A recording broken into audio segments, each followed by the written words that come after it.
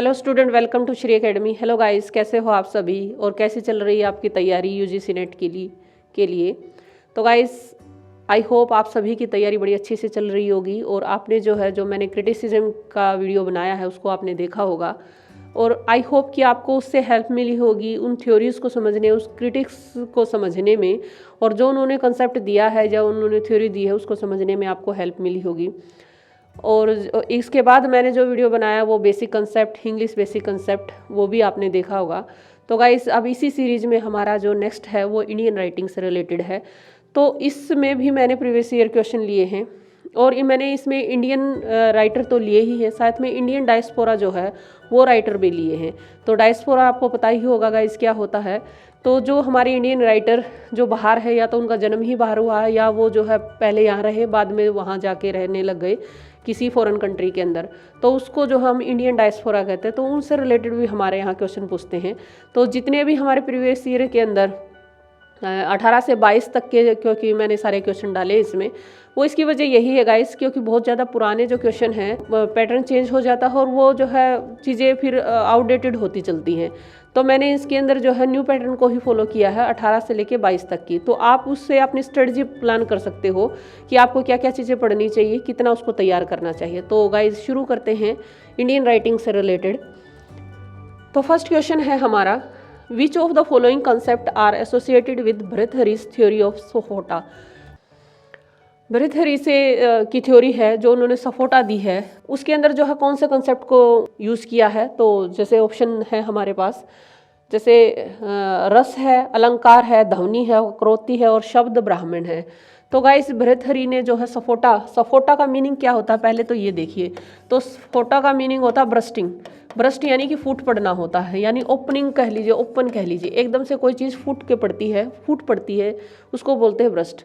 तो गाइस, जो भर्तृहरि ने जो थ्योरी दी है, इनकी एक व्याकरण की बुक है, इन्होंने व्याकरण की बुक लिखी है। उसके अंदर जो है 3 पार्ट हैं उस बुक के, वो है ब्रह्मकांड, वाक्यकांड और जो है पदकांड। इसके अंदर जो ये बुक है, इनके अंदर ये कहते हैं कि भाई जो पद होता है, यानी जिसको हम जो है ध्वनि कहते, जो ध्वनि होती है, साउंड जिसको कहा जाता है, या हिंदी में कह लीजिए ध्वनि, क्योंकि ये संस्कृत में लिखी हुई है। तो जो ध्वनि है उसका जैसे कोई वो इम्पोर्टेंट नहीं होती। ये जो इम्पोर्टेंट मानते हैं वो सेंटेंस को मानते हैं, यानी सेंटेंस को कह लीजिए, या जो है जो पद निकलता है पूरा, या शब्द को कह लीजिए, ये उसको इम्पोर्टेंस देते हैं, ध्वनि को इतनी ज़्यादा नहीं देते। तो गाइस, एक्चुअल में इस बात को समझने के लिए आप क्या कह सकते हो, जैसे कहते हैं ये वर्ड कहते हैं क, मैं और लय है। तो ना तो कोई क का कोई अर्थ है, ना ही मैं का। अर्थ की दृष्टि से बताते हैं ये, तो ना क का कोई अर्थ है, ना मैं का है, ना ही लय का है। तो अगर लेकिन ये वर्ड तीनों बन जाए तो कमल एक अर्थपूर्ण चीज़ हो जाती है। तो इन चीज़ों का इस बुक के अंदर जिक्र किया गया है। तो अब हम इस क्वेश्चन को हैंडल कर सकते हैं। तो ये कह रहा है कि भर्तृहरि की जो थ्योरी है सफोटा के अंदर जो है इसमें से कौन से कंसेप्ट को एसोसिएट है।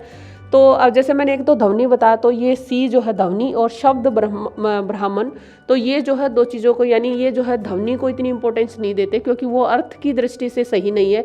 यानी सही का इन द सेंस का मतलब ये है कि वो अर्थ को जो है अर्थ की दृष्टि से उसका कोई महत्व नहीं है इनके अकॉर्डिंग। अब जो है हम अपने आंसर को ले लेते हैं, यानी सी और जो है ई जो है इसका आंसर रहेगा। तो सी और ई में जो है गाइस, ये जो हमारा आंसर रहेगा वो जो है सेकंड आ जाएगा। तो आई थिंक ये आपको क्लियर हो गया होगा। अब जो है नेक्स्ट क्वेश्चन लेते हैं। तो नेक्स्ट क्वेश्चन है गाइस हमारा, नेक्स्ट क्वेश्चन है Tolkappiyam is a book of grammar and poetics written in the language. तो गाइस, ये जो बुक है ये ग्रामर की बुक है, टोल्काप्पयम, ये ग्रामर की बुक है और ये जो है ओल्डेस्ट ग्रामर की बुक है। इसके अंदर जो चीज़ें यूज़ की है, यानी किस चीज़ की स्टडी की गई है, तो इटेमोलॉजी, फोनोलॉजी, मॉर्फोलॉजी, इन चीज़ों की इसके अंदर स्टडी की गई है। और ये किस भाषा में है, ये जो है तमिल भाषा की सबसे पुरानी बुक मानी जाती है। और ऐसा माना जाता है, वैसे तो ये जो है इसके राइटर का किसी को पता नहीं है, लेकिन ऐसा माना जाता है कि ये जो अगस्त्य ऋषि थे उसके किसी जो है शिष्य ने इसको लिखा है। तो इसका जो आंसर है तमिल है। नेक्स्ट क्वेश्चन है आइडेंटिफाई द करेक्ट पेयर। इसमें आपको जो है बताना है कि करेक्ट पेयर कौन सा है। तो कालिदास के साथ अमोघ वर्षा लिखा है। तो गाइस, अमोघ वर्षा जो है, अमोघ वर्ष जो है फर्स्ट, ये एक राजा का नाम है। राष्ट्रकूट जो डायनेस्टी हुई है उसमें एक राजा हुए हैं अमोघ वर्ष। तो इनका ये कोई वर्क नहीं है गाइस। भावभूति उत्तर रामचरित्र, तो भावभूति ने जो उत्तर रामचरित्र लिखी है गाइस, है रामायण, उस पे बेस्ड है। और इसके अंदर वो टाइम पीरियड दिखाया गया है जब श्री राम जी हैं, जब अयोध्या में आते हैं अपना वनवास काट के, रावण का वध करके, तो उसके बाद जो है वो जो सीन दिखाया जाता है जिसके अंदर हम ये कहते हैं कि लव कुश का जन्म जो है कहाँ वनवास में हुआ था और जो उन्होंने सीता जी को छोड़ दिया था, तो जो उस इंसिडेंट के बारे में इसमें बताया गया है। तो ये भावभूति ने लिखा। तो एक तो ये जो है पेयर ठीक है गाइस। भाष ने जो है अरुभंगम लिखा है, ये इनका भी जो है पेयर है। और अरुभंगम के अंदर क्या है, इसके अंदर जो है जो दुर्योधन का कैरेक्टर है उसको दिखाया गया है और महाभारत पे बेस्ड है ये। तो ये जो है भास ने ही लिखी है गाइस। तो ये भी पेयर है इसका। और तो बी और सी है। राजशेखर राजतरंगिणी, राजतरंगिणी का मीनिंग होता है guys river of king, the river of king. तो ये जो है राजशेखर ने नहीं लिखी है, ये लिखी है कल्हान ने, कल्हान ने लिखी है। तो ये जो है पेयर गलत है। तो गाइस सामवेदा ने जो है कथा सरित सागर लिखी है। तो इसका आंसर जो है बी, सी और ई, ये 3 ऑप्शन बनते हैं। तो आगे देखते हैं हमारा आंसर कहाँ मैच होता है, बी, सी, ई। तो इसका जो है आंसर गाइस होगा थर्ड होगा। तो इस तरह से देखो, आपको जो है आपकी जो इंडियन लिटरेचर से जो क्वेश्चन है वो एंशिएंट इंडिया से भी पूछे गए हैं, यानी संस्कृत से रिलेटेड है ये सारी बुक्स। तो वहाँ से भी इनके क्वेश्चन बने हुए हैं। अब अगर हम इस क्वेश्चन की बात करें, which among the following is the short story by the Booker prize winner Geetanjali Shree. तो अगर हम इस क्वेश्चन की बात करें गाइस, तो ये प्रेजेंट में जो ये राइटर अभी भी हैं और आई थिंक इनको 21 में या 20 में इनको जो है बुकर प्राइज मिला है। तो गाइस ये इनका जो बुकर प्राइज मिला है इनको, ये इनका वर्क है रेत की समाधि, और इंग्लिश में इसको ट्रांसलेट किया है सैंड ऑफ टॉम, इस नाम से जो है इनका वर्क है। तो उसको इनको बुकर प्राइज मिला है, अभी रिसेंटली मिला है। तो गाइस ये देख सकते हो आपकी ये मॉडर्न ईरा से, कंटेम्प्रेरी ईरा से भी इंडियन लिटरेचर में क्वेश्चन पूछे गए हैं। तो पहले हमने एंशिएंट के क्वेश्चन देखे, अब हमारा जो है बिल्कुल एट प्रेजेंट यानी कंटेम्प्रेरी ईरा से क्वेश्चन पूछे गए हैं। ऐसे बहुत सारे राइटर लिए हैं जो इन्होंने। और ये जो है गीतांजलि श्री, एक्चुअली में ये जो गीतांजलि श्री इनका नाम है, ये जो है ये कह सकते हैं इन्होंने अपना स्यूडो नेम रखा है श्री। इनका जो नेम जो एक्चुअली इनका नेम है गीतांजलि पांडे है। और ये जो है यूपी में पैदा हुई हैं और इनकी जो एजुकेशन है वो मोस्टली यूपी की है। और ये प्रेजेंट में जो है दिल्ली यूनिवर्सिटी के अंदर प्रोफेसर हैं।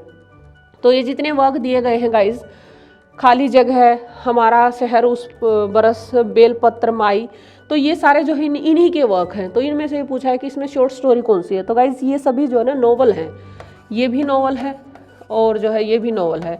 ये जो नॉवल है माई भी नॉवल है। इसके अंदर जो बेलपत्र है वो जो है शॉर्ट स्टोरी है।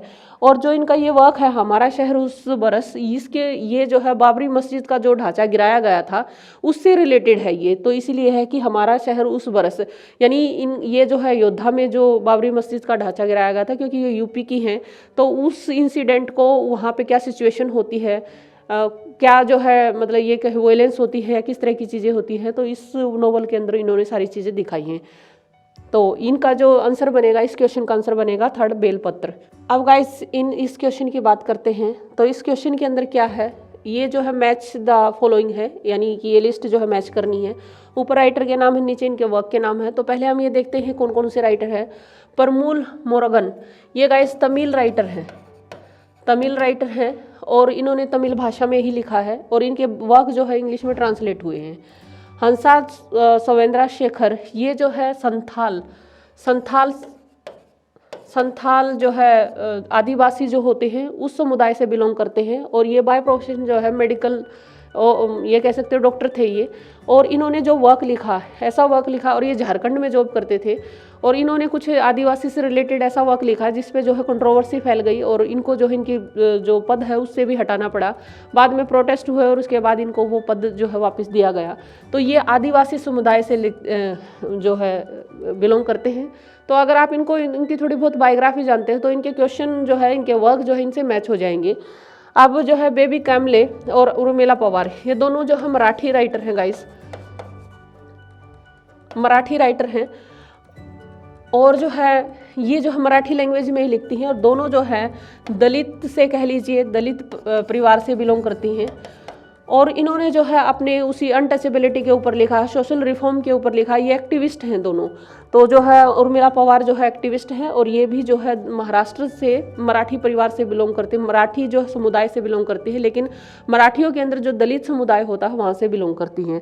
तो इन्होंने जो है अपनी बायोग्राफी लिखी है, उस बायोग्राफी में ही इन्होंने अपनी भाषा में लिखा, यानी कि मराठी भाषा में लिखा, बाद में उनको ट्रांसलेट किया गया। तो अब इनके वर्क देख लेते हैं, कुछ मैचिंग हमारे हो जाएंगे। जैसे अभी मैंने कहा, जैसे ये है आदिवासी विल नॉट डांस, तो अभी देखो आदिवासी विल नॉट डांस, अगर आपको इनकी बायोग्राफी थोड़ी बहुत भी आइडिया है तो ये जो है क्वेश्चन अपने आप मैच हो जाएगा। तो यानी शेखर ने क्या लिखा होगा, आदिवासी। उर्मिला पवार ने एक वर्क लिखा है जिसका नाम है ए दिन, और ये जो है मराठी भाषा में है, इसका मीनिंग होता है वीव। तो इनका जो वर्क है the weave of my life, ये जो है ट्रांसलेट ये इन्होंने किया, यानी ट्रांसलेट किसी और ने किया है, लेकिन ये वर्क जो है बेसिकली इनका है। जैसे हमने अभी गीतांजलि श्री का देखा, उनके वर्क जितने भी वहाँ लिखे हुए थे, जैसे बेलपत्र है या माई है या जितने भी लिखे हुए थे वो नॉवल, वो सभी ट्रांसलेट हैं। जैसे अभी, और उन्होंने खुद नहीं किए, किसी और ने किए हैं। जैसे मैंने बताया कि बुकर प्राइज़ मिला उनको अभी, आई थिंक 2021 के अंदर ही मिला है। तो वो जो है वो उन्होंने लिखा है रेत की समाधियाँ, और उसका इंग्लिश ट्रांसलेशन है सैंड ऑफ टॉम्स। तो गाइस ये जो है किसी और राइटर ने जो है उनको ट्रांसलेट किया है, और फिर उसी वर्क पे, इंग्लिश वर्क पे ही उनको बुकर प्राइज़ मिला। प्राइज़ क्योंकि स्टोरी उनकी है, वर्क इनका है, वो खाली ट्रांसलेट किया है किसी और ने। तो यानी गीतांजलि श्री को ही बुकर प्राइज़ मिला है। तो यहाँ पे जो है इन्होंने अपने वर्क लिखे हैं। ए दिन जो है एक मराठी के अंदर है, इसका मीनिंग होता है वीव। तो इन्होंने जो है उर्मिला पवार ने the weave of my life, ये इनकी ऑटोबायोग्राफी है। इसी तरह से बेबी कामले है, ये एक्टिविस्ट थी, ये भी अनटचेबिलिटी के ऊपर लिखती हैं, ये भी मराठी लैंग्वेज में लिखती हैं। और इनका जो है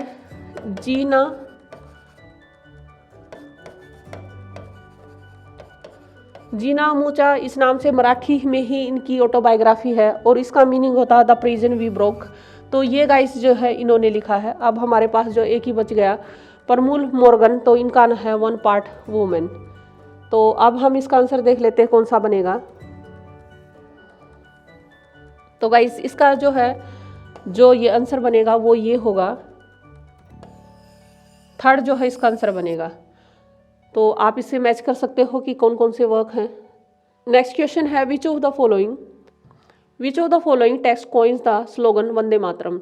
तो ये कह रहा है कि कौन सी टेक्स्ट के अंदर जो है, कौन सी बुक के अंदर जो है वंदे मातरम को कॉइन किया गया था। तो आनंद मठ है, मृणालिनी है, और दुर्गेश्वरी नंदनी है, और कपाल कुंदना है। तो ये वर्क जो है इसके अंदर जो है, अगर हम सीधी पहले तो ये कहें कि ये वर्क हैं किस किस के, तो ये जो है बंकिम चंद्र चट्टोपाध्याय के हैं।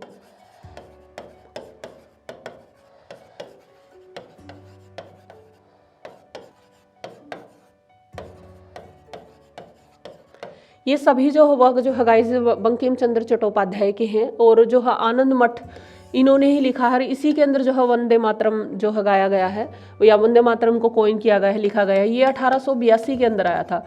और मृणालिनी, दुर्गेश्वरी नंदनी, कपाल कुंडला, ये सभी इनके नॉवल हैं गाइस। तो इसका जो आंसर रहेगा आनंद मठ रहेगा, और 1882 के अंदर आया था ये। नेक्स्ट क्वेश्चन है who first translated Bhagavad Gita into English. तो पहली बार जो है भगवत गीता को ट्रांसलेट किसने किया था। तो अब इस क्वेश्चन की बात करें, एस.टी. कोलब्रुक, अलेक्जेंडर डफ, Charles Wilkins, sir William Jones. तो गाइस ये जो है इसका सीधा क्वेश्चन लेंगे, फिर थोड़ी सी इनके बारे में डिटेल भी लेंगे। तो इसका जो आंसर है चार्ल्स विकिंस है। चार्ल्स विकिन ने जो है इसको ट्रांसलेट किया था। और चार्ल्स विकिन जो है 1770 के अंदर जो है, जब ईस्ट इंडिया कंपनी यहाँ आई हुई थी, तो उसमें ये आए हुए थे। और जो है चार्ल्स विकिन जो है बहुत ही यंग एज के अंदर यहाँ पे आए थे एज अ ऑफिसर। और उस टाइम पे जो है वारेन हेस्टिंग जो है गवर्नर जनरल थे। इनकी नॉलेज जो है, इनकी जो रुचि थी वो जो है लैंग्वेज में बहुत ज़्यादा थी। ये जब आए तो इन्होंने जो है सबसे पहले इनकी जो पोस्टिंग हुई थी वो बांग्ला के अंदर हुई थी। और उन्होंने जो है अपनी बांग्ला लैंग्वेज जो है बहुत जल्दी सीख ली। और ये बीच में एक ट्रांसलेटर का काम करते थे, मतलब कि ब्रिटिश और जो है इंडियन के बीच में। लेकिन आप फिर इनके इंटरेस्ट को देख के, क्योंकि इनकी लैंग्वेज ये बहुत यंग एज में थे, आई थिंक 25-26 की एज में जो है ये इंडिया के अंदर आए थे। तो इनकी जो नॉलेज को देखते हुए या इनके इंटरेस्ट को देखते हुए वॉरेन हेस्टिंग ने इनको बनारस भेजा। और बनारस में इन्होंने संस्कृत और जो है दूसरी भाषाएं सीखी है। जब वहाँ पे इन्होंने सीखी तो इनको भगवत गीता की जो ज्ञान है या उनको समझ है, उसकी नॉलेज को इन्होंने ऑब्जर्व किया और ये इनको लगा कि ये बुक जो है मतलब कि ट्रांसलेट होनी चाहिए। तो पहली बार जो है चार्ल्स विकिंस ने जो है इन भगवत गीता को ट्रांसलेट किया था। और जब भगवत गीता को जो ट्रांसलेट किया गया था 1785 के अंदर किया गया था। 1785 के अंदर जो है भगवत गीता, ये 1770 में यहाँ आते हैं और 1785 में जो है ये अपना तरह तरह से अपनी लैंग्वेज को बढ़ाते हैं, उनको सीखते हैं यहाँ इंडियन लैंग्वेज को, और 1785 के अंदर जो है ये भगवत गीता को ट्रांसलेट कर देते हैं। अगर हम नेक्स्ट क्वेश्चन की बात करें तो नेक्स्ट क्वेश्चन क्या है guys, choose the novel that use magic realism as a tool of narration. तो मैजिक रियलिज्म को यूज़ किया गया है, वो कौन से जो है नरेशन की टूल के रूप में, तो वो कौन कौन से वर्क है जिसके अंदर मैजिक रियलिज्म को यूज़ किया गया। अब मैजिक रियलिज्म क्या है गाइस, तो मैजिक रियलिज्म का मतलब होता है जिसके अंदर जो है थोड़ा सा मैजिक टाइप या सुपरनेचुरल चीज़ों का यूज़ करके और नरेशन दिया जाता है। तो आपका जो है इसमें कौन कौन सा वर्क है, एक तो मिडनाइट चिल्ड्रन है जिसमें सुपर नेचुरल जो पावर होती है उसका यूज़ किया गया है, तो एक हमारा आंसर जो है मिडनाइट चिल्ड्रन जो सलमान रश्दी का है उसको यूज़ किया गया है। बिलव्ड है, और जो है ये इसके अंदर भी जो एक छोटी बच्ची है जिसकी डेथ हो जाती है, वो भी जो है एक घोस्ट के रूप में परिवार को डराती है, तो वो है इसके अंदर। और जो है 100 ईयर्स ऑफ सॉलिट्यूड, तो इसके जो आंसर रहेंगे गाइस बी, सी और डी रहेगा, यानी इसका जो आंसर रहेगा बी, सी, डी, ये सेकंड जो है इसका आंसर रहेगा। गाइस इस तरह के क्वेश्चन को या प्रीवियस ईयर के क्वेश्चन को देखने से आपको ये अंदाज़ा हो जाता है कि भाई हमें अपने जो यूजीसी नेट की तैयारी है वो किस दिशा में लेके जानी चाहिए, कैसे हम उनको प्रिपरेशन करें और हमें क्या क्या चीज़ें पढ़नी चाहिए, क्या क्या छोड़नी चाहिए, तो आपको ये चीज़ों से अंदाज़ा हो जाएगा। The following statement is written by which of the author given below could fulfilment ever be felt as a deeply as loss. तो ये कोटेशन दी गई है, could fulfilment ever be felt as deeply as loss. तो किसने work लिखा है और वो जो है किस राइटर के वर्क के, कौन से राइटर के अंदर ये वर्क दिया जो है ये कोटेशन आई है। तो अरुंधति राय है, किरण देसाई है, शशि थरूर और रोहिंतंग मिस्त्री। तो गाइज ये जो है किरण देसाई का जो नॉवल है इनहेरिटेंस,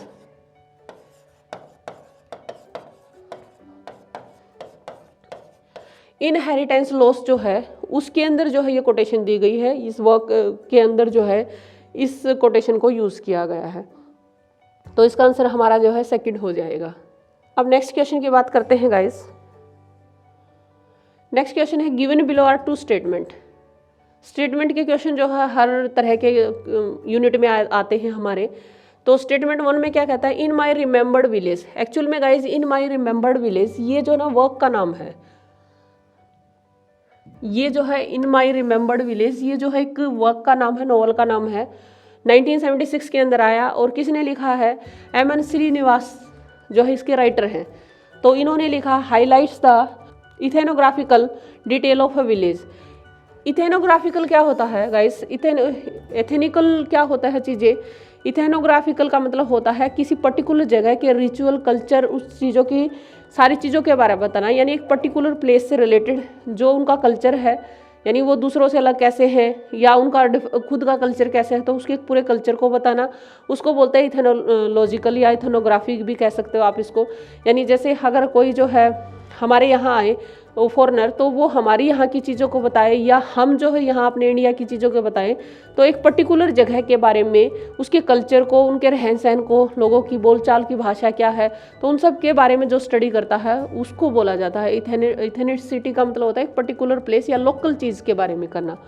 तो इथेनोग्राफिकल ये होता है।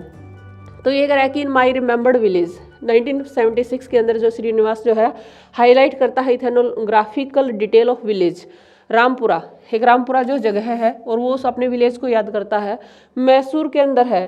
तो ये जो है जैसा नाम है इसमें इन माई रिमेंबर्ड विलेज, तो ठीक है वो उन चीज़ों को याद करता है। 1976 के अंदर आया ये वक्त कि वो जो है मैसूर के अंदर जो रामपुरा जो गाँव है वो उसकी पूरी डिटेल बताता है। तो ये स्टेटमेंट फर्स्ट ठीक है। अब सेकंड बताते हैं, सेकंड क्या है, सेकंड स्टेटमेंट क्या कहता है, सेकंड स्टेटमेंट कहता है it also emphasise on the importance of economic freedom of the masses required for their overall upliftment. तो इसके अंदर ये कह रहा है कि it also emphasise on the importance of economic freedom. इसके अंदर इस बात पे भी जोर दिया जाता है कि उस गांव के अंदर जो है जो इकोनॉमिक फ्रीडम है, ताकि वो जो है अपनी अपलिफ्टमेंट कर सकें, उनका ओवरऑल जो है अपलिफ्टमेंट हो। तो गाइस ये जो है से जिस टाइम पीरियड में लिखा गया है 1976 के अंदर लिखा गया है, तो ये जो है अब ज़्यादा साल हमें हुए नहीं थे आज़ाद हुए, तो हमारी सोसाइटी के अंदर बहुत सारे जो है प्रॉब्लम थी, जैसे अनटचेबिलिटी सबसे ज़्यादा थी, कास्टिज्म तो चलो आज भी है, उस टाइम पे भी बहुत ज़्यादा था, तो और बहुत सारे इश्यूज़ थे, पॉवर्टी थी, तो ये जो है इश्यूज़ बहुत सारे थे। तो ये इनका इतना इकोनॉमिक फ्रीडम नहीं थी वहाँ पे उस टाइम पे कि भाई वो अपना मतलब कि कुछ भी करे और अपना अपलिफ्टमेंट करे। तो अनटचेबिलिटी, पॉवर्टी, ये सब चीज़ें वहाँ पे बहुत सिर उठाए हुए थी।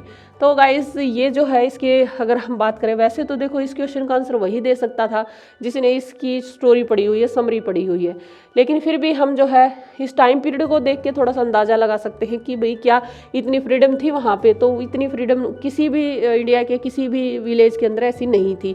तो हम इसका आंसर क्या मानेंगे कि स्टेटमेंट 1 तो ठीक है, लेकिन सेकंड जो है रॉन्ग है। तो अब इसका ऑप्शन देखते हैं कौन सा है। Statement 1 is correct but statement second is incorrect. तो इसका जो आंसर रहेगा गाइस थर्ड रहेगा।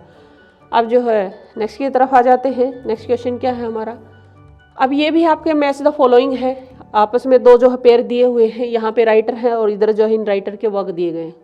अगर हम इनकी बात करें गाइस, तो ये जो है हमारी इंडियन राइटर हैं और ये सोशल रिफॉर्मर भी हैं। और आपको जान के ये बड़ी हैरानी होगी कि ये जो है हमारी फर्स्ट महिला है, फर्स्ट फीमेल हैं जिन्होंने जो है बॉम्बे से, उस टाइम पे बॉम्बे होता था, बॉम्बे यूनिवर्सिटी से ग्रेजुएशन किया था। तो ये भारत की पहली महिला है जिसने ग्रेजुएशन किया था। और जो है ये पहली महिला है जिन्होंने ऑक्सफोर्ड यूनिवर्सिटी लंदन से जो है लॉ की डिग्री ली थी। तो इनको बड़ी उपलब्धि है इस बात में। तो इन्होंने बहुत सारे वर्क लिखे, क्योंकि उस ज़माने की जो पढ़ी हुई हैं, तो इनके बहुत सारे वर्क है, love and life beyond the पर्दा और जो है बिटवीन द ट्विलाइट, इस टाइप के बहुत सारे इनके नॉवल हैं।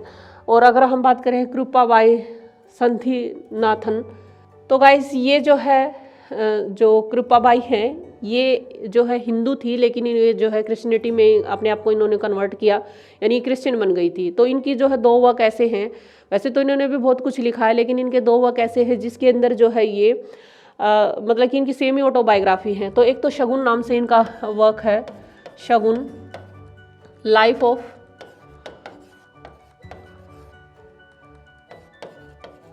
कृपाबाई सनाथिना, जैसे ये जो है इनके दो वर्क हैं। एक तो शगुन है स्टोरी ऑफ क्रिश्चियन लाइफ, ये इनकी सेम ऑटोबायोग्राफिकल है क्योंकि ये क्रिश्चियनिटी में चेंज हो गई थी। और कमला जो है स्टोरी ऑफ हिंदू लाइफ, तो ये इनके जो है दो सेमी ऑटोबायोग्राफिकल वर्क हैं। अब लेते हैं राजलक्ष्मी देवी और कमला मार्कंडे। तो गाइस राजलक्ष्मी देवी ये जो है ये नेपाल के राजा से शादी कर लेती हैं। तो वो जो है इनकी लाइफ का बेस्ट यही पॉइंट है। और जो है इससे रिलेटेड यही, मतलब इन्होंने कोई वर्क नहीं लिखा है, एक्चुअल में ये क्वीन बन जाती हैं, नेपाल के राजा से शादी करके वहाँ की क्वीन बन जाती हैं। और कमला मार्कंड्या, और इनकी लाइफ में फिर बाद में लिखाया था। कमला मार्कंड्या के बहुत सारे वर्क हैं। इनका जो एक्चुअल नाम है कमला मार्कंड्या की बजाय कमला पूर्णिया है। और ये जो है इन्होंने हैंडफुल ऑफ राइस, पोजेशन और जो नेक्टरीन सी, बहुत सारे नॉवल लिखे हैं। तो अब इस तरह से हम इनके राइटर को देख के अब इनके वर्क को मैचिंग करेंगे हम। तो गाइस जैसे बिटवीन द ट्विलाइट और Hindu wife, nectarine sea, Shagun, a story of native Christian life, तो इस टाइप से जो है इनके हैं। तो गाइस जो इसका आंसर बनेगा वो जो है फोर्थ होगा। तो नेक्स्ट लेते हैं, अब नेक्स्ट क्वेश्चन है identify the correct one from the following. इसमें से जो सही है वो बताना आपको। तो यहाँ Bharati Mukherjee novel display split the diasporic subject. Guys अगर हम इस क्वेश्चन की बात करें तो जितने भी इसमें राइटर लिए गए हैं वो इंडियन डायस्पोरिक हैं, इंडियन डायस्पोरा से हैं। इंडियन डायस्पोरा यानी कि जो इंडियन मूल के जो राइटर हैं, कुछ यहाँ पैदा हुए हैं इंडिया में फिर चले गए, या कुछ जो है जिनके पेरेंट्स ही चले गए थे वो जो है बाहर ही पैदा हुए, तो ये इंडिया मूल से हैं, तो इनको इंडियन डायस्पोरा के राइटर बोला जाता है। तो भारती मुखर्जी भी उनमें से एक हैं। तो यहाँ पे जो है ना, अगर हम इन सब की बात करें तो ये क्वेश्चन तभी सोल्व हो सकता है जब आपको जो है इन सब राइटर को आपने पढ़ा हो थोड़ा सा डिटेल में। और ये बड़े फेमस से राइटर हैं, ऐसा नहीं है कि हमने कभी इनके नाम नहीं सुने हैं। तो भारती मुखर्जी का भी नाम आपने सुना है, और जो है रोहिंटन मिस्त्री का भी नाम सुना है। हाँ, सुजाता भट्ट हो सकता है आपके लिए बिल्कुल नया हो, और जो फारूक दोनोडी, ये भी जो है ऐसे राइटर हैं जिनके हम नॉर्मली कम ही नाम सुनते हैं। तो इनकी बात करते हैं पहले, इनका वे क्या है।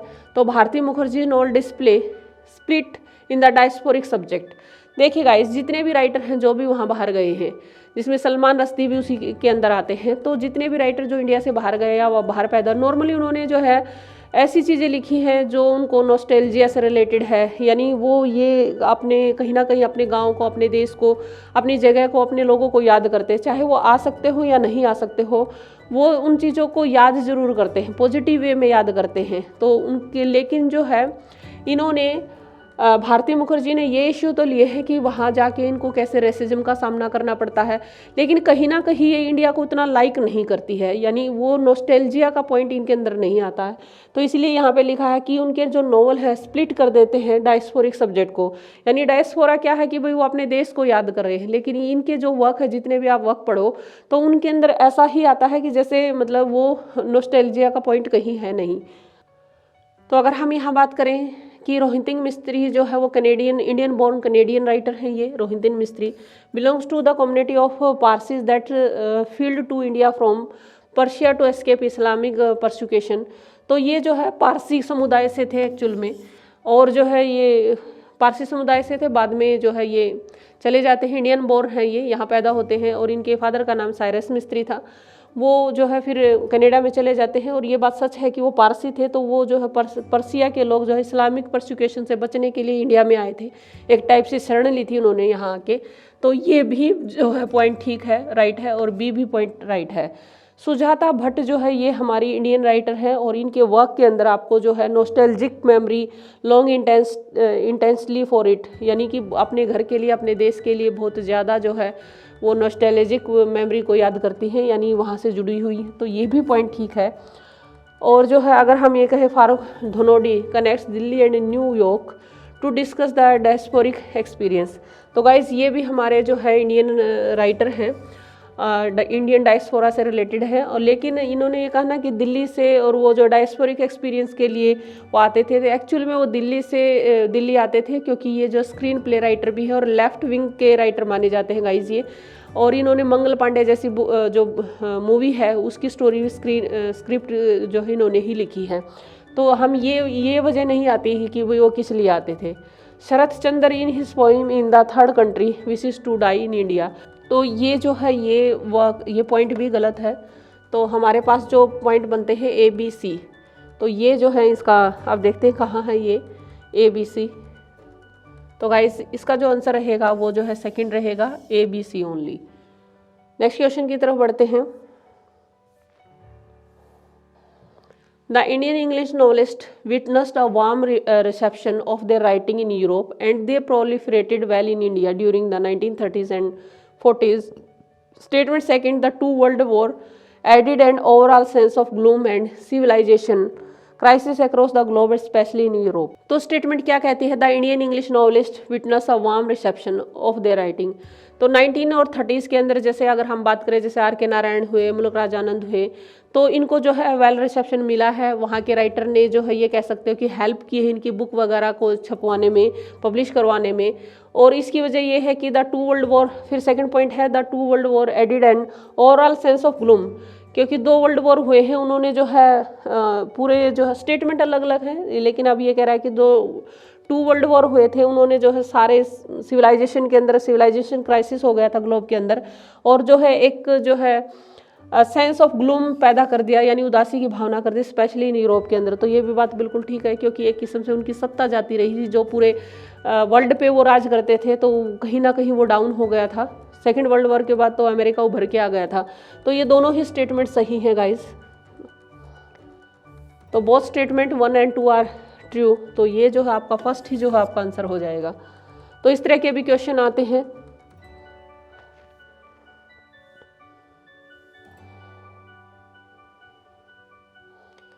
अगर हम अब इन राइटर की बात करें गाइस, तो ये जो राइटर हैं, ये हमारे जो राइटर हैं, ये प्रेजेंट सिनेरियो के हैं, कंटेम्प्रेरी राइटर हैं इंडियन।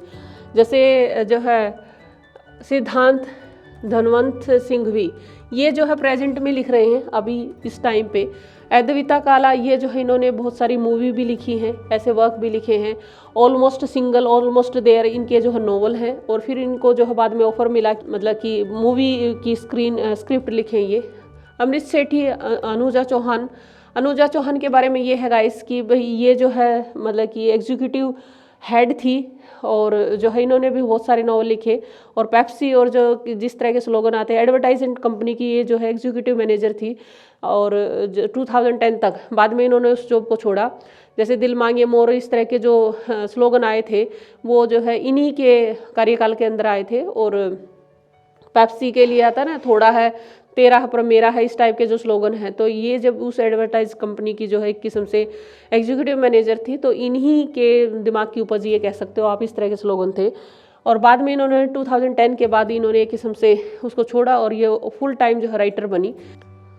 तो जैसे मैंने कहा, अद्विता काला का जो वर्क है ऑलमोस्ट सिंगल या ऑलमोस्ट देयर, इस तरह के वर्क इन दोनों वो लिखे हैं। और जो है अनुजा चौहान है, इनका जोया फैक्टर, और बहुत सारे हैं क्लब से रिलेटेड हैं। और जो संघवी हैं उन्होंने the lost of flamingo Bombay, lost of dust, इस टाइप के जो है वर्क लिखे हैं। अब एक बच गया जो है अमृत सेठी का, तो अमृत सेठी ने जो है लव ओवर कॉफ़ी। तो ये जो है गाइस बिल्कुल कंटेम्प्रेरी हमारे राइटर हैं इंडियन राइटिंग, तो उनको शामिल किया है। तो गाइस इसका जो आंसर है वो है 4th रहेगा। अब नेक्स्ट क्वेश्चन की बात करते हैं। नेक्स्ट क्वेश्चन है हमारा 16। इन कन्नड़ लिटरेचर, इन कन्नड़ लिटरेचर वचना मूवमेंट एड्रेस टू। तो इनमें से जो वचना कोई मूवमेंट चला था वहाँ पे, वो किससे रिलेटेड है और कन्नड़ लिटरेचर के अंदर चला था। तो प्रोग्रेसिव वैल्यूज़, वैदिक थीम्स, वेदांतिक थॉट्स, उपनिषदिक आइडियाज़, और फिर आगे जो है ये, अच्छा नेक्स्ट क्वेश्चन हो गया। तो यहाँ तक हमारा जो है ये क्वेश्चन है, ये 4 ऑप्शन है। तो गाइस जो है वचना मूवमेंट जो है एक्चुअल में किस लिए चला था, ये अनटचेबिलिटी के खिलाफ चला था।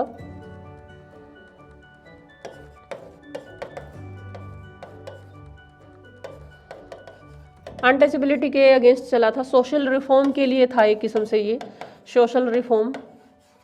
और जो है ये 11th और 12th सेंचुरी के अंदर चला था कर्नाटक का साहित्य में। तो ये जो है प्रोग्रेसिव वैल्यूज़ के लिए, यानी अगर अनटचेबिलिटी है, सोशल रिफॉर्म की बात हो रही है, तो एक किस्म से जो है कास्टिज्म को हटाने की बात है, ये इन चीज़ें नहीं थी इसके अंदर। तो इसका जो आंसर है प्रोग्रेसिव वैल्यूज़ हैं। तो ये जो है आपका आंसर हुआ। नेक्स्ट लेते हैं। ये जो अगर इस क्वेश्चन की बात करें हम गाइस, चलो जो हमारे आंसर है, लेकिन अगर हम इस क्वेश्चन की बात करें तो आप कहते हैं ना साउथ एशियन कॉन्टिनेंट से, ये जो राइटर है अकेले इंडिया के नहीं है। हमारे जो यूजीसी नेट के अंदर साउथ एशियन जो कॉन्टिनेंट होता है, जिसमें आपका जो श्रीलंका है, पाकिस्तान है, ये कंट्रीज़ भी आ जाती है, तो उनके राइटर को भी शामिल किया जाता है। तो बिप्सा सिद्धवी जो है आपने नाम सुना होगा, तो ये जो है पाकिस्तानी राइटर है, इनके क्वेश्चन भी आते हैं हमारे यहाँ। तो अगर हम ये बात करें यशमीन गोंत्रा ने, तो ये जो है ये श्रीलंका से रिलेटेड है। ये श्रीलंका के जो राइटर हैं। इम्तियाज़ धरकर, ये जो है पाकिस्तानी है। और जो ये जो है आगाह शाहिद अली और यूनिस डी सुवजा, ये जो है इंडियन हैं दोनों। और ये जो है आप ये कह सकते हो ये कश्मीर से रिलेटेड है। आगाह शाहिद अली जो है कश्मीरी जो है राइटर हैं। तो इनके जो है वर्क है गाइस, तो गाइस ये थोड़ा सा यहाँ टाइपिंग की मिस्टेक है। तो इसके अंदर जो है यहाँ पे क्या वर्ड है, कश्मीर है यहाँ पे। पोस्ट कार्ड फ्रॉम कश्मीर, तो आप इससे समझ सकते हो कि ये जो है किसका वर्क होगा। तो ये जो है आगाह शाहिद अली का वर्क है। Advice to women, postcard from God, और दिस लैंग्वेज दिस वोमेन। तो ये जो वर्क है, अब इनकी बात करें हम, जैसे मैंने कहा ना कि ये जो है साउथ एशियन जो कॉन्टिनेंट है उसके राइटर पूछे गए हैं, तो हम इनके जो है ऊपर के वर्क उठाए गए हैं। कोई डिटेल में जाने की ज़रूरत नहीं है, लेकिन जो मेन राइटर होते हैं हमें इनका वर्क का भी पता होना चाहिए। इसका जो आंसर रहेगा, तो गाइज जो इसका आंसर है वो जो है 2nd रहेगा। अब हम नेक्स्ट क्वेश्चन की बात करते हैं। Which of this books are written by Nirad C Chaudhuri. तो इसमें जो है नीरज सी चौधरी की कौन सी जो है बुक्स हैं, तो उनकी बात करें हम, तो आपको ये पता होगा नीरज सी चौधरी जो है बड़े पॉपुलर राइटर हैं। अगर आपको जो है इनकी डिटेल नहीं पता, तो इसका वीडियो मैंने बना रखा, आपको चैनल पे मिल जाएगा, आप उसको देखिए, उसकी पूरी डिटेल है नीरज सी चौधरी की। तो एक तो कॉन्टिनेंट और साइरस, ये इनका वर्क है। और जो है एक पैसेज टू इंग्लैंड, ये जो इनका वर्क है। यानी हमारा जो आंसर बनेगा वो A और C बनेगा। लेकिन हम ये देख लेते प्रिंसिपल उपनिषद, ये जो है डॉक्टर सर्वपल्ली राधाकृष्णन ने लिखा है, जो प्रिंसिपल ऑफ उपनिषद। तो ये इनका वर्क नहीं है, इनके वर्क यहाँ पे 2 ही हैं। हाँ, एक ई भी है, the autobiography of an unknown Indian, ये भी इन्हीं का वर्क है। तो यानी 3 है, ए सी और ई। तो ए सी और ई, तो ये जो है गाइज इसका आंसर रहेगा ए सी और ई। अब नेक्स्ट क्वेश्चन की बात करते हैं। Uttar Ramcharitra by is based on Valmiki Ramayana. तो ये कह रहा है कि उत्तर रामचरित्र जो है, ये क्वेश्चन पहले भी आ चुका है गाइस। तो भवभूति ने लिखा है इसको। तो वाल्मीकि की जो रामायण है वो जो है उसके बेस पे उत्तर रामचरित्र लिखी है। किसने लिखी है? भवभूति ने लिखी है। तो ये जो है इसका जो है सीधा सीधा हमारा आंसर था। इसमें कुछ समझाने का, एक्स्ट्रा कुछ देने का है नहीं। यानी हमारे एंशिएंट इंडिया से भी क्वेश्चन पूछे गए हैं। अब ये जो क्वेश्चन है गाइस, इसके अंदर क्या है?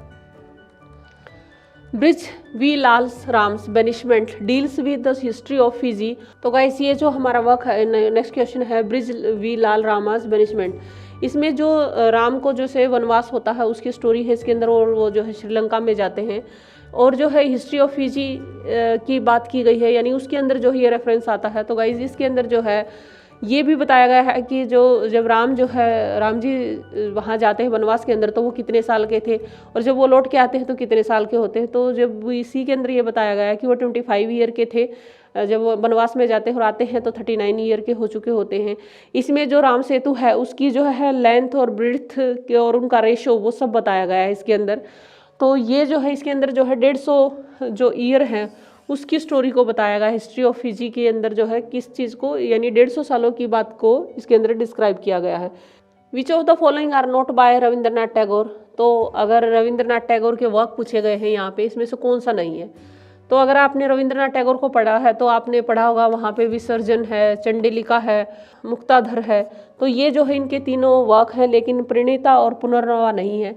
परिणीता जो है शरत चंद्र चट्टोपाध्याय का वर्क है, और पूर्णवा जो है राजलक्ष्मी देवी भट्टाचार्य का जो है वर्क है। तो गाइज ये 2 जो है वर्क नहीं है इनके, बाकी हैं ABC। तो इसका जो आंसर है बन जाएगा कौन से नहीं है। तो नहीं है पूछा है तो DE इसका आंसर बनेगा। तो देखते हैं क्या है, DE ओनली। तो ये जो है गाइज इसका आंसर रहेगा। नेक्स्ट क्वेश्चन है, who is the author of the truth about me a hijra life story. इसके अंदर क्या है गाइस कि एक जो होते हैं ना ट्रांसजेंडर, जिसको हम कहते हैं हिजड़ा जो कहते हैं, वो जो है ये ऑटोबायोग्राफी है किसी राइटर की। यानी इस राइटर को ये है कि ये जो है लड़के होते हैं, यानी बॉडी की तरफ से ये लड़के होते हैं, लेकिन ये वैसे लड़की होते हैं। अपने आप को जो है ये अपनी, और इसके ऊपर इसकी सोसाइटी का और जो फैमिली का प्रेशर बहुत ज़्यादा होता है। टॉर्चर करते हैं कि वो लड़के की तरह रहे, अपने घर से भाग जाते हैं और जो है अपनी कम्युनिटी यानी हिजड़ा कम्युनिटी में आके रहते हैं। तो ये फिर जो है अपनी स्टडी भी करते हैं, लेकिन जो है उन्होंने ऑटोबायोग्राफी लिखी है।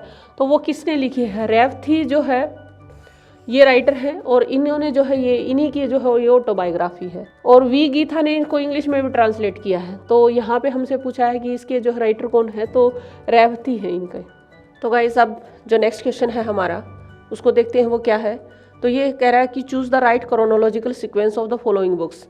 तो हमारे इंडियन राइटिंग में ऐसे बहुत सारे क्वेश्चन आते हैं जिसके अंदर हम जो है डिफरेंट राइटर के वर्क्स लेके उसको क्रोनोलॉजिकल ऑर्डर में लगवाते हैं।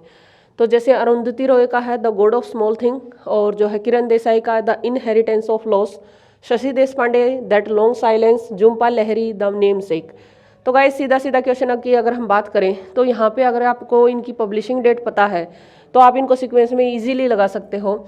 तो गॉड ऑफ स्मॉल थिंग्स जो है 1997 में आया था, और द इनहेरिटेंस ऑफ लॉस 2006 के अंदर आया है ये।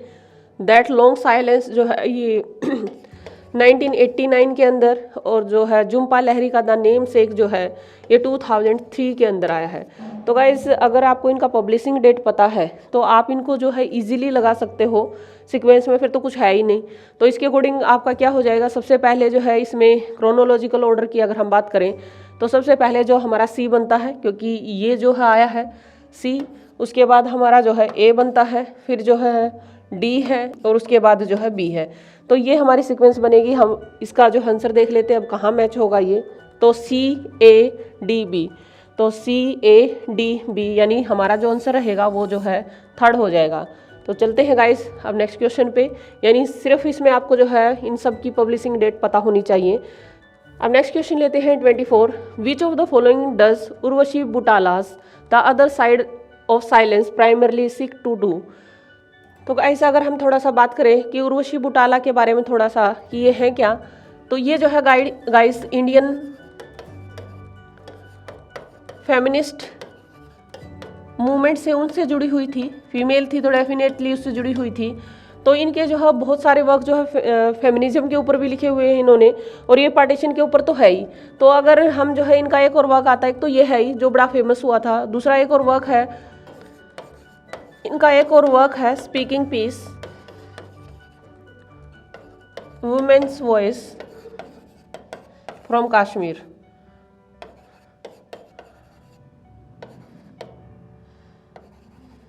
तो ये भी इनका जो है वर्क है गाइस। तो यहाँ फिलहाल हमें जो अपने इस क्वेश्चन से रिलेटेड है, तो हमें ये जो है कि अगर देखो ये थोड़ा सा डेप्थ का क्वेश्चन है, वो डेप्थ का इस वजह से है क्योंकि हमको जिसने ये पढ़ा है वही उसके बारे में बता सकता है।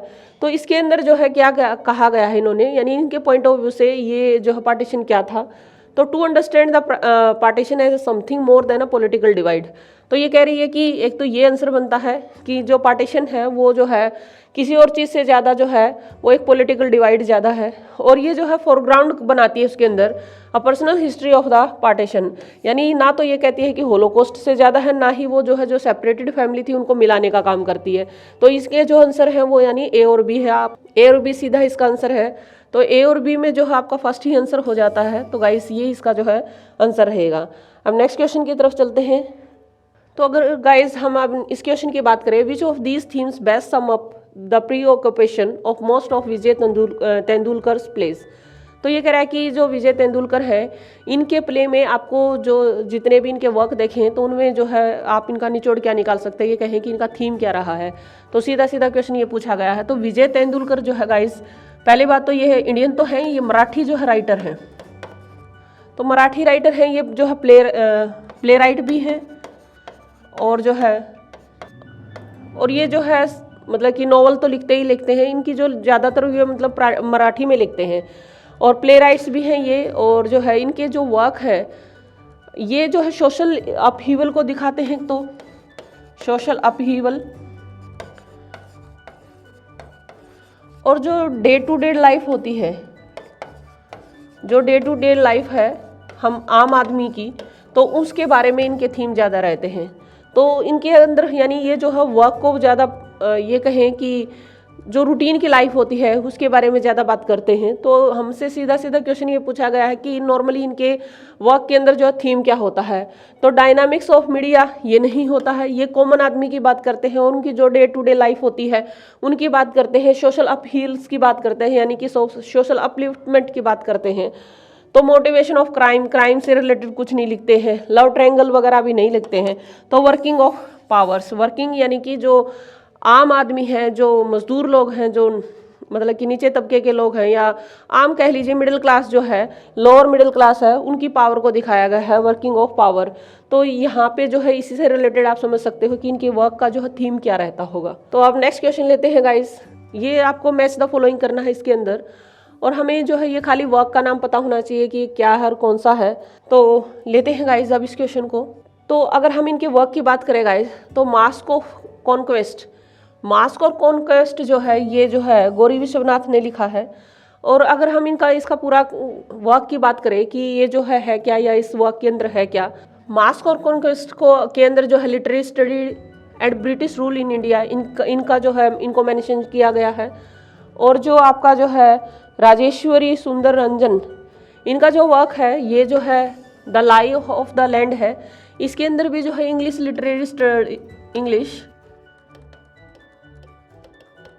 लिटरेरी कल्चरल स्टडी की बात की गई है इसके अंदर इन इंडिया। तो इसकी बात की गई है। तो इस तरीके से आप देख सकते हैं कि कुछ आपको अगर 2-3 की नॉलेज है तो बाकी मैच हो जाते हैं। अब जो स्वाति जोशी है उनका जो वर्क है रीथिंकिंग इंग्लिश है, तो आप आगे जो है इसके ऑप्शन वगैरह मैच कर सकते हो। अब एक ही बच गया हमारे पास, आलोक मुखर्जी। तो दिस गिफ्ट ऑफ इंग्लिश, ये इनका है जो वर्क है। तो बाकी ऑप्शन देखते हैं हमारे क्या कुछ बनेंगे इसमें। तो गाइस इस तरह से जो अगर हम पूरे मैच करें तो हमारा जो है जो आंसर बनेगा वो बी बनेगा, इसका बी जो है इसका आंसर होगा। तो नेक्स्ट क्वेश्चन पे चलते हैं अब गाइस। ये कुछ इंस्टीट्यूशन है और उनकी लोकेशन यानी ये किस शहर में है उनकी बात करनी है, इसमें वो मैच करना है। इनका कॉम्बिनेशन क्या है, ये क्या चीज़ें हैं, तो हम इनको जो है एस्थेटिक सोसाइटी जैसे स्टार्टिंग में ले लेते हैं। वैसे तो कहीं से भी शुरू कर सकते हैं लेकिन जो हमें नॉर्मली पता है तो हम उसकी जो है बात कर लेते हैं। तो एस्थेटिक सोसाइटी जो है कोलकाता के अंदर है। इसका पहले जो नाम था एस्थेटिक सोसाइटी ऑफ बंगाल के नाम से इसको किया था, बाद में जो है इसको चेंज किया। तो ये जो है कोलकाता के अंदर है। भंडारकर ओरिएंटल इंस्टीट्यूट ये जो है महाराष्ट्र पुणे में है गाइस। और ये जो है रामकृष्ण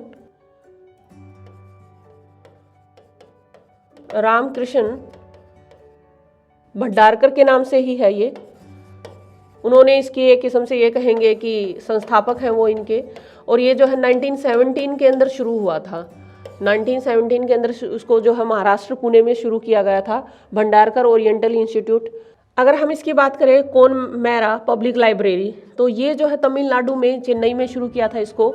और जो है ये 96 के अंदर इसको शुरू किया गया था।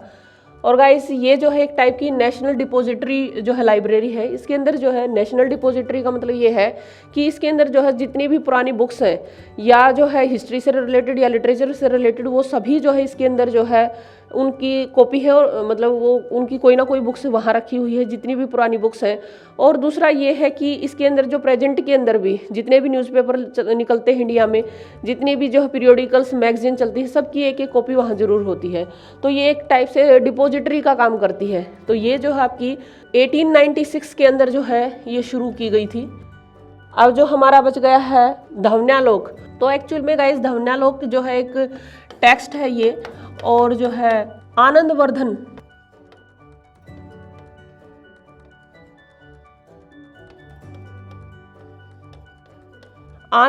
ने जो है कंपोज किया था।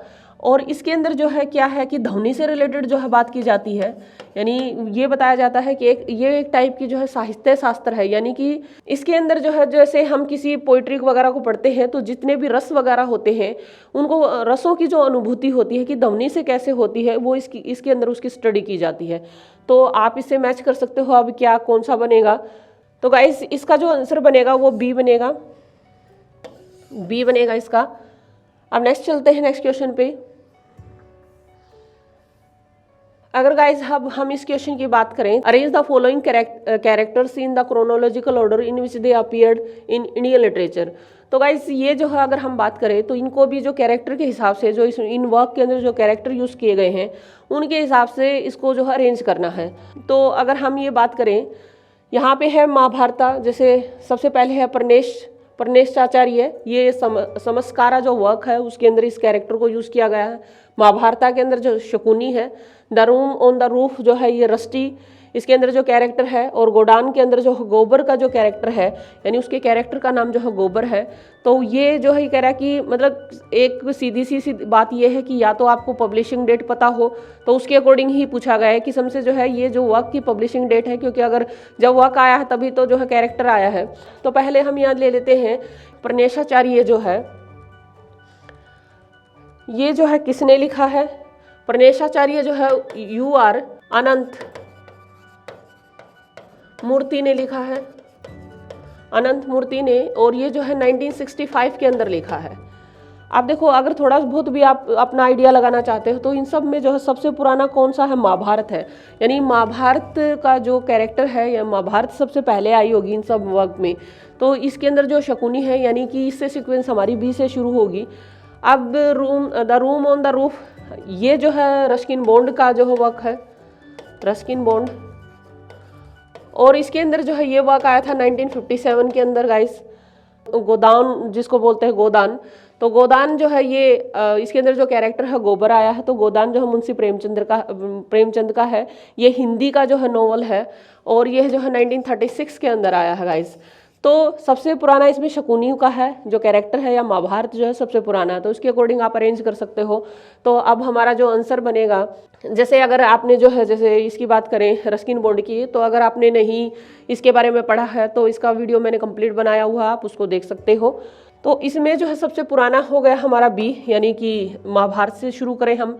उसके बाद जो है फिर हमारा डी बनेगा, यानी 1906 के अंदर जो है प्रेमचंद का ये उपन्यास आता है। उसके बाद जो है रस्किन बॉन्ड का जो है, यानी कि रस्टी आता है 1957 के अंदर। उसके बाद जो है हमारा ए आंसर रहेगा। तो गाइस ये जो है हमारा आंसर रहेगा। अब देखते हैं कौन सा मैच करेगा यहाँ। तो बी डी सी ए, तो बी डी सी ए ये जो हमारा आंसर रहेगा डी। अब नेक्स्ट चलते हैं नेक्स्ट क्वेश्चन पे। Who among the following was the first director of Central Institute of English and Foreign Languages, Hyderabad. ये जो है हमारा एक सेंट्रल यूनिवर्सिटी है और ये पंडित जवाहरलाल नेहरू ने इसको स्थापित करवाया था, या किया था कह सकते हो आप इसको।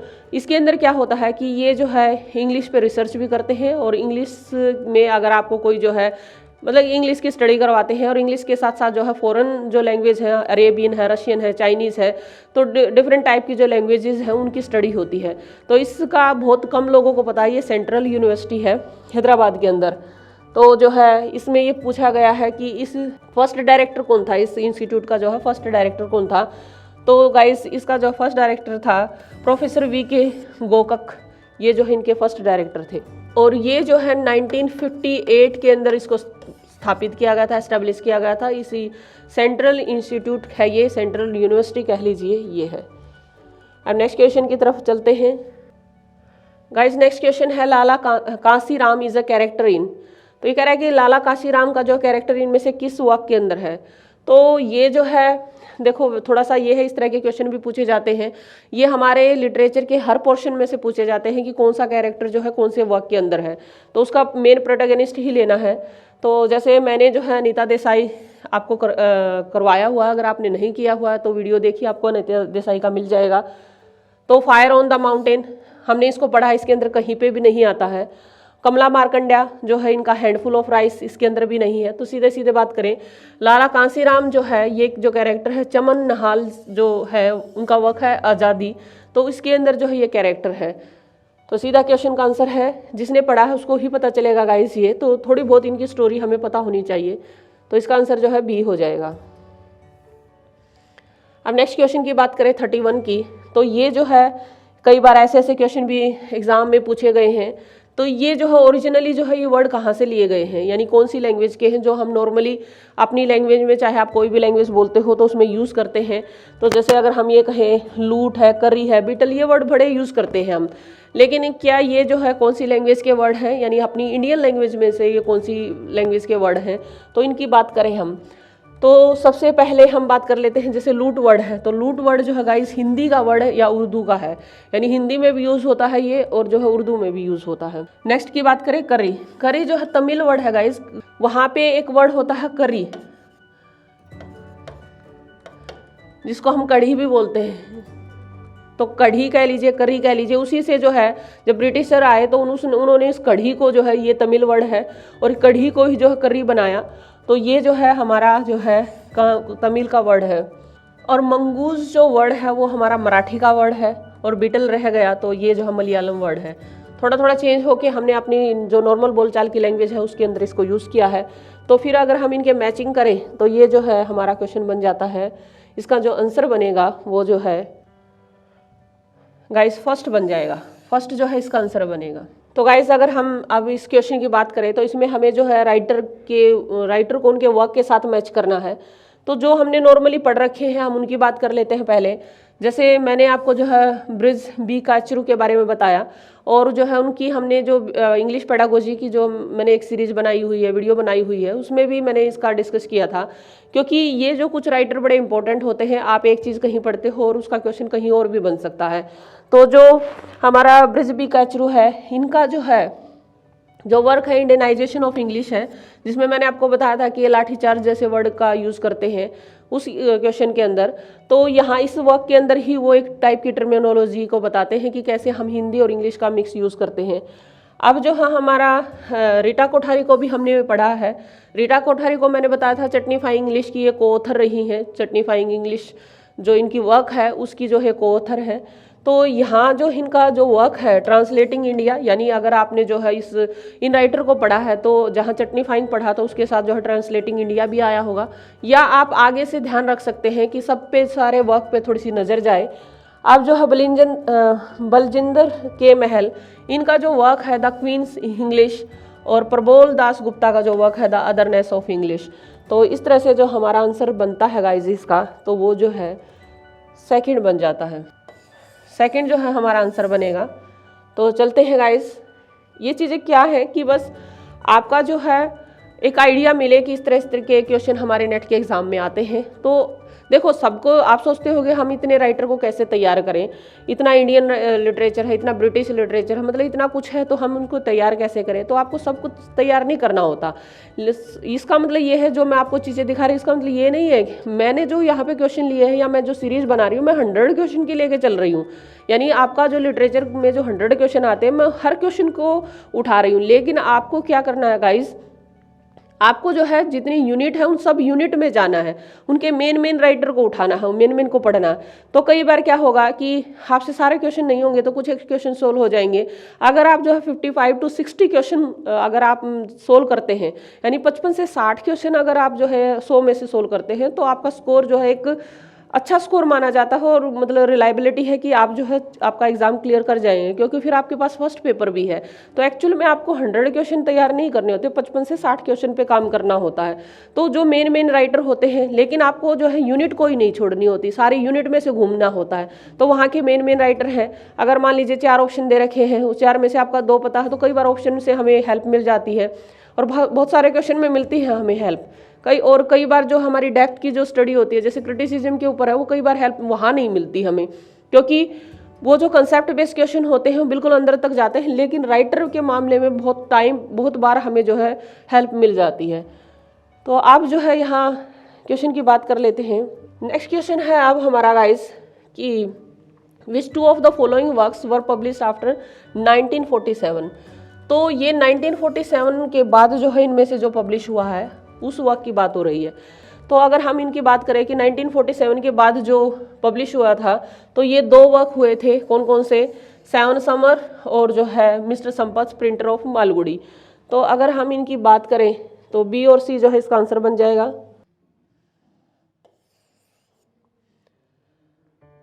नेक्स्ट क्वेश्चन पे आ जाते हैं। Which of the following are autobiographical narrative. तो इसमें जो है ऑटोबायोग्राफिकल नैरेटिव इनमें कौन सा है? तो इन वर्क की बात कर लेते हैं। जैसे कंथमपुरा है, तो कंथमपुरा जो है किसका? राजा राव का है गाइस ये वर्क,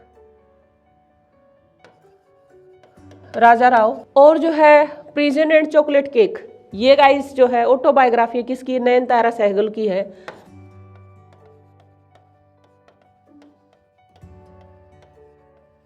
नयनतारा सहगल की जो है ये ऑटोबायोग्राफी है। The God of small thing जो है ये है अरुंधति रॉय का वर्क है।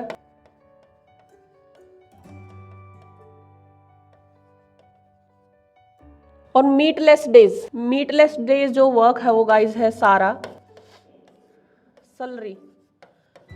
ये जो है इन्होंने जो है अपने वर्क के अंदर जो है ऑटोबायोग्राफिकल पॉइंट व्यू से ही पाकिस्तान के अंदर जो इस्लामिक लॉ लगाया हुआ है या इस्लामिक लॉ है उसके अंदर जो है कैसे मिस रिप्रेजेंट किया गया है, यानी उसकी व्याख्या गलत की गई है इस्लामिक लॉ की, तो इसके बारे में बात की गई है। और जो फीमेल सब्जुगेशन है उसकी बात की गई है। तो एक टाइप का जो है ये इनका ऑटोबायोग्राफिकल वर्क है। तो हमारे पास जो है 2 ऑटोबायोग्राफिकल वर्क है, और यही हमारा क्वेश्चन पूछा हुआ है। मीटलेस डेज और जो है प्रिजन एंड चॉकलेट केक, ये नयनतारा सहगल का जो ऑटोबायोग्राफिकल वर्क है। तो अगर हम यहाँ पे बात करें तो बी और सी जो है इसका आंसर है, और बी और सी में जो है हमारे पास आ जाता है बी ही ऑप्शन बनता है इसका। अब आगे चलते हैं। Who among the following has written a series of poem entitled very Indian poems in Indian English. तो गाइस ये जो है पोएम का टाइटल है कि very Indian poems in Indian English. तो अगर हम इनके राइटर की बात करें, विक्रम सेठ, अरुण कोलकातकर, निज़िम एज़किल और के की एन दारूवाला। तो गाइस अगर जैसे मैं उन क्वेश्चन की ज़्यादा एक्सप्लेनेशन नहीं दे रही हूँ, जिनकी मैं ऑलरेडी वीडियो बना चुकी हूँ। इसकी वजह यह है कि आप में से कुछ तो उनको वैसे देख चुके होंगे, अगर आपने नहीं देखा तो उस पूरे वीडियो को देखिए। पूरे राइटर को उठाया हुआ है, उसकी बायोग्राफी से लेके उसके वर्क तक। तो ये जो है टाइम की वेस्टेज ही होगी कि मैं दोबारा उसी चीज़ को बताऊँ। तो अगर हम जैसे हमने ये जो है विक्रम सेठ को भी मैंने इसका वीडियो बनाया है, निजी मैजिकल के ऊपर भी बनाया है, के.एन. दारूवाला के ऊपर भी बनाया हुआ है। तो गाइस अगर हम इनके वर्क को देखते हैं तो इसमें जो है मोर देन इंडियंस किसके बारे में यूज़ किया गया है, या जो है father of post independence of poetry या जो पोइटिक वर्ड्स कह लीजिए, तो उसको किसको मानते हैं, तो निजी मैजिकल को मानते हैं। तो ये जो है मतलब जो इंडियन से भी ज़्यादा इंडियन है वो, ये जो है हमने रिसेंटली बनाया है। तो आप उस वीडियो को देख सकते हैं, पूरा जो है उनके बारे में है, ये निजी मैजिकल के बारे में, कि वो जो है यहूदी है, जूइश है बाय कास्ट, लेकिन वो जो है किसी इंडियन से भी ज़्यादा इंडियन है। तो उसी से रिलेटेड जो है इनका वर्क है। हम नेक्स्ट बात करते हैं, who is the author of the short story the ghost of Firozshah Bagh. तो घोस्ट ऑफ फिरोज़शाह बाग जो है शॉर्ट स्टोरी है और इसका ऑथर कौन है, तो विक्रम सेठ। जैसे मैंने कहा कि अभी हमने पढ़ाई है तो उसमें कहीं फिरोज़शाह बाग की बात नहीं होती, किरण देसाई के बारे में भी नहीं है, वी.एस. नायपॉल जो है उनका भी ये वर्क नहीं है। तो गाइस सीधा सीधा इसका आंसर लेते हैं। रोहिंतिंग मिस्त्री जो है, इनका जो ये वर्क है, इनकी ये शॉर्ट स्टोरी है। इनहेरिटेंस, ये भी जो है इनके ऑथर के और इनके वर्क के साथ इनको मैच करना है गाइस। तो गाइस जो चित्रा बनर्जी हैं वो जो है इंडियन बोर्न अमेरिकन राइटर हैं, और इनके जो वर्क है, एक अरेंज मैरिज है और दूसरा जो है सिस्टर ऑफ माई हार्ट। और भी वर्क लिखे लेकिन ये ज़्यादा पॉपुलर है। अनीता राव बादामी, ये जो है इंडियन ओरिजिन से हैं लेकिन ये कनेडियन राइटर है। अंजना अपाचना, ये भी जो है इंडियन ओरिजिन की है लेकिन ये यूनाइटेड स्टेट में रहती है या वहाँ की है ये। और इंदिरा गणेशन, तो इनका जो वर्क है गाइस, ये जो है इनहेरिटेंस है।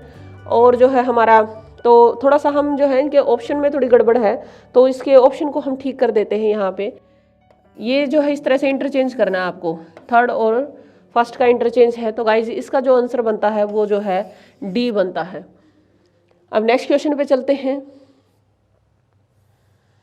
1992 demolition of the disputed structure in Ayodhya produce two controversial literary response, identify them. तो ये कह रहा है कि इसमें वो जो है वो कौन से दो वर्क हैं और वो जो अयोध्या में जो डेमोलिशन हुआ था उसके ऊपर लिखा हुआ है।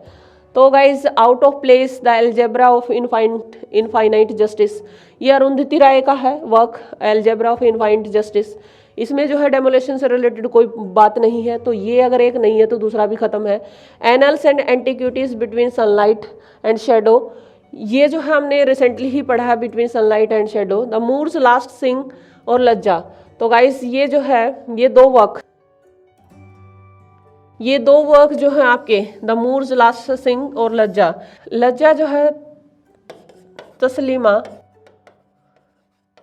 नसरीन ने लिखा है और इसके रिस्पॉन्स पे जो है सलमान रश्दी ने लिखा है।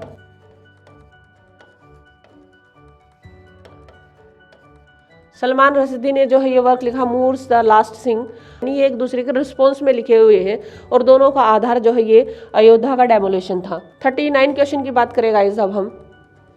Which of the following statement on Rajmohan wife is not true. Rajmohan wife जो बंकिम चंद्र का जो वर्क है, एक किस्म से कह सकते हैं ये फर्स्ट नॉवल है इंडियन इंग्लिश लिटरेचर का। तो गाइस राजमोहन वाइफ से रिलेटेड कौन सा इसमें से ट्रू नहीं है ये बताना है।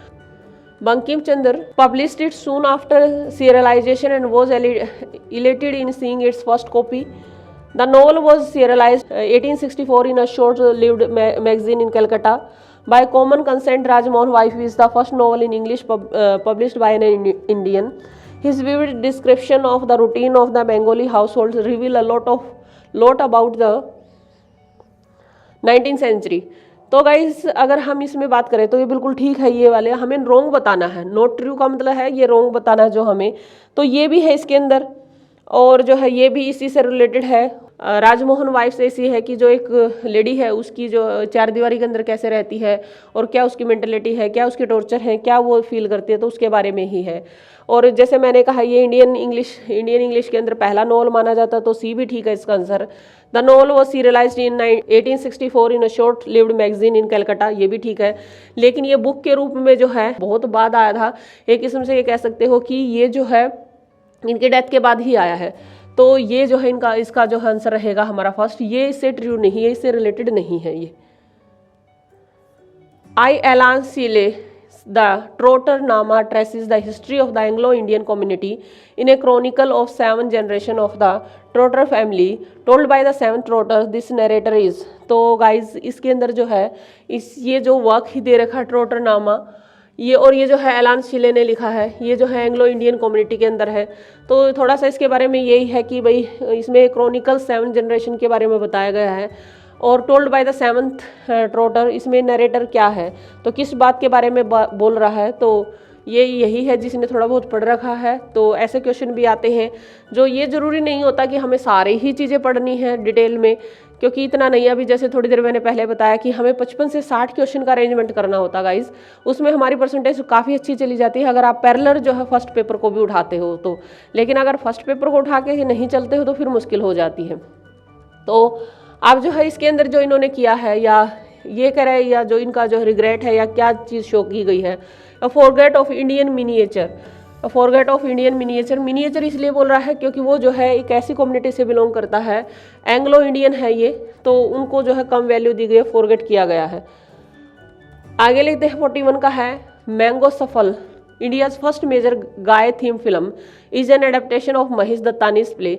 तो गाइज ये सारे ही जो वर्क हैं महेश दत्तानी के ही हैं। इनके अंदर जो है थोड़ा सा अगर आप इनके नाम को ध्यान से पढ़ें तो जो है गे के ऊपर जो है एक लगभग ये पहली फिल्म है ये कह सकते हैं। तो इनके थोड़े से ध्यान से पढ़िए, आपको वैसे क्लियर हो जाएगा। ये कह रहा है on a muggy night in Mumbai, तो मगी नाइट, तो ये जो है गे से रिलेटेड है। तो आगे चलते हैं। 42 में है in R K Narayan Swami and friends which game offer Swami the best kind of emotional release from the strains and the pressure of disagreeable circumstances. तो गाइस ये हमने जो है आर के नारायण को 2 वीडियो में कंप्लीट किया है उसके पूरे वर्क को, क्योंकि ये बड़े राइटर हैं इंडियन लिटरेचर के हमारे। तो आप उनको देख सकते हो। हमने जो है वहाँ स्वामी और फ्रेंड को हमने बड़ी डिटेल से पढ़ा था। तो वहाँ जो जिस गेम की बात हो रही है वो क्रिकेट का गेम है, वो क्रिकेट खेलते हैं वो बच्चे। सिंपल क्वेश्चन था बिल्कुल ये। नेक्स्ट पे आ जाते हैं 43 in the following series which one has all the poets correctly matched with their poems.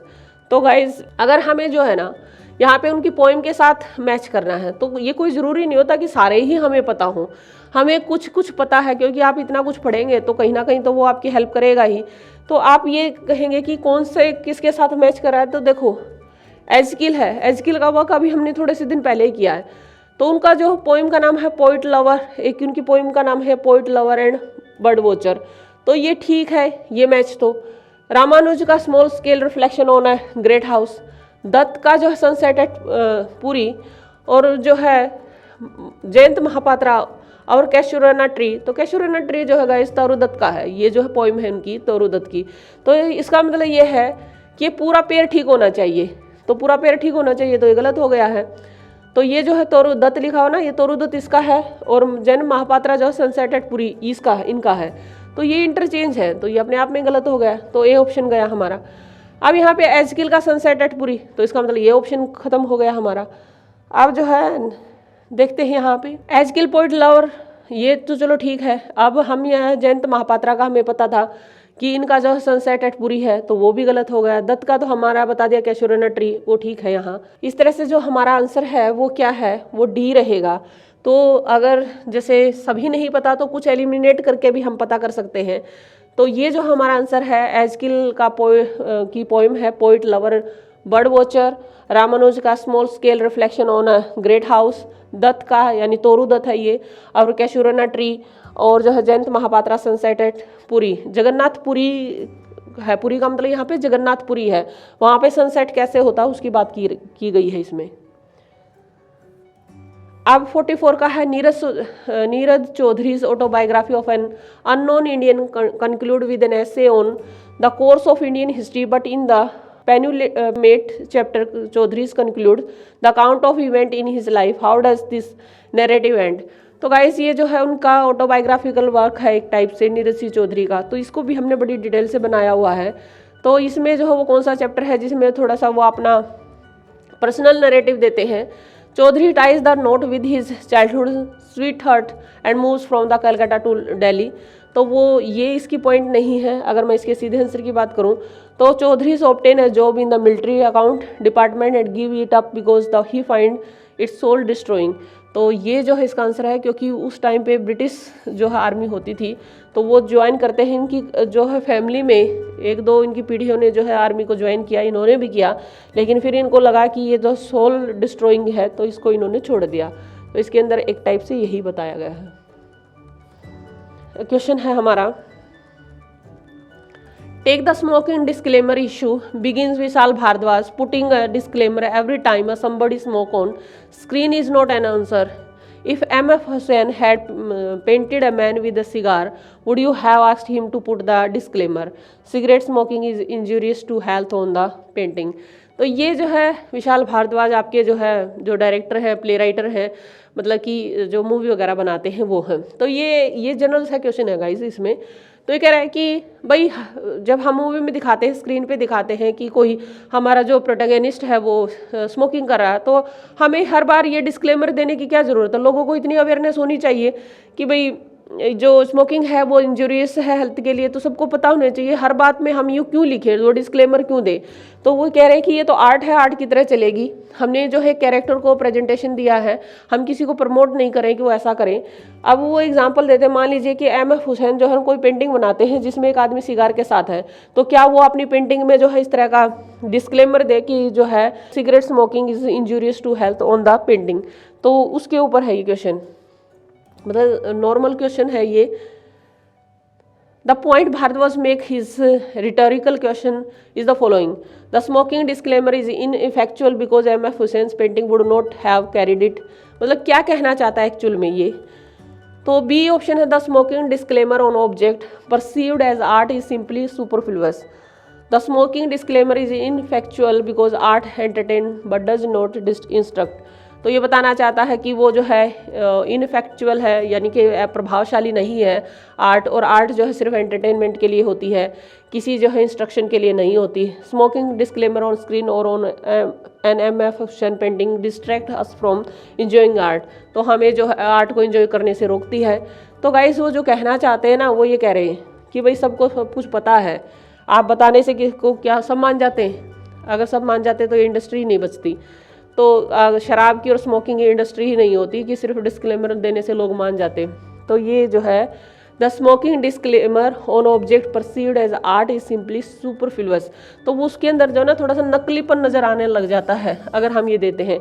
यानी हमारा जो कैरेक्टर देख रहे हैं, हम वो चीज़ें देख रहे हैं, हमें लग रहा है कि वो एक्चुअल हो रहा है, लेकिन जो चीज़ें नॉर्मल पता है सबको, फिर अगर आप उस पर डिस्क्लेमर देंगे तो वो सुपरफ्लुअस हो जाएगा, यानी हमारी आर्ट जो है वो थोड़ी नकली सी दिखाई देगी। तो गाइज ये हमारे जो है कुछ क्वेश्चन, कुछ नहीं कहेंगे, सब क्वेश्चन आ गए हैं। आई थिंक 45 क्वेश्चन हो गए हैं। तो ये जो है 2018 से 2020 तक के जितने भी क्वेश्चन आए हैं इंडियन लिटरेचर से, जिसमें इंडियन डायस्पोरा भी आ गया, इंडियन लिटरेचर भी आ गया, कंटेम्प्रेरी राइटर भी आ गए हैं, मॉडर्न राइटर भी आ गए हैं, आपके एंशिएंट जो है लिटरेचर से भी क्वेश्चन है, संस्कृत से है, आपके रामायण से है, इन चीज़ों से भी क्वेश्चन है। तो आप एक ओवरऑल अंदाज़ा लगाएंगे कि आपको जो है कौन कौन से राइटर पढ़ने चाहिए और कहाँ कहाँ तक जाना चाहिए। मतलब मैं ये नहीं कह रही कि आप जो है अंदर तक डेप्थ तक जाइए, लेकिन मोटा मोटा निकालिए, हर यूनिट में से निकालिए। उससे क्या होगा कि आपकी जो क्वेश्चन का जो दायरा है वो बढ़ जाएगा, कहीं ना कहीं आप सोल्व कर पाएंगे उनको। तो गाइस और एक और ये बात मैं बताना चाहती हूँ, हमारे जो इंडियन लिटरेचर में जो क्वेश्चन है 2018 से जो शुरू होते, पहले तो कोई शायद ही कोई पूछता था, इंडियन लिटरेचर को कोई तवज्जो नहीं दी जाती थी। तो 18 से हमारे इंडियन लिटरेचर कोई एक आध आया हो तो आया हो, और बच्चे पढ़ते भी नहीं थे। 18 से जो है ये शुरू होता है, यानी 3 से 4, 2-3 क्वेश्चन ऐसे आने शुरू हो जाते हैं, यानी 2 से 4 क्वेश्चन, इससे ज़्यादा नहीं रहे। फिर जैसे जैसे बढ़ा और जो है 21 मतलब 22 की बात करें, 22 में भी आपके जो है 2 पेपर हुए हैं शिफ्ट 1 में, और ये जो है एक एक दो क्वेश्चन बढ़ाते चले। अगर मैं शिफ्ट जो है 2 की बात करूँ, यानी जो 22 के अंदर जो है मॉर्निंग और इवनिंग शिफ्ट हुई थी, उस शिफ्ट की अगर मैं जो है सेकंड शिफ्ट की बात करूँ, यानी जो इवनिंग टाइम की बात करूँ, तो उस इवनिंग टाइम में 18 क्वेश्चन पूछे गए हैं। 18 क्वेश्चन पूछे गए एक ही पोर्शन से, जो कभी 2-3 से पूछे जाते थे। अगर मैं मॉर्निंग की बात करूँ तो वहाँ पे 5 से 6 क्वेश्चन पूछे गए हैं। तो गाइस ये आप अंदाज़ा लगा के चलिए कि ये आप अपनी स्ट्रेटजी बनाइए कि आपको अपना एग्ज़ाम कैसे प्रिपेयर करना है और कैसे आप जो है उसको क्वालिफाई करने के लिए तैयार हैं। तो अगर देखो ये जो जितने भी बच्चे बैठे होंगे 22 के एग्ज़ाम में, मॉर्निंग और जो है इवनिंग वाले, तो ज़्यादा गैप तो था नहीं उनमें, लेकिन मॉर्निंग में जो बैठे उनके जो 5 से 6 क्वेश्चन थे इंडियन लिटरेचर से, और जो इवनिंग में बैठे हैं जो वो 18 क्वेश्चन मायने रखते हैं, 18 क्वेश्चन इंडियन लिटरेचर से। तो सीधी सी बात है भाई, जो मॉर्निंग शिफ्ट में थे उनके लिए और कोई चीज़ बढ़ा दी गई होगी, यहाँ पे कुछ और, यहाँ पे इंडियन लिटरेचर बढ़ा दिया।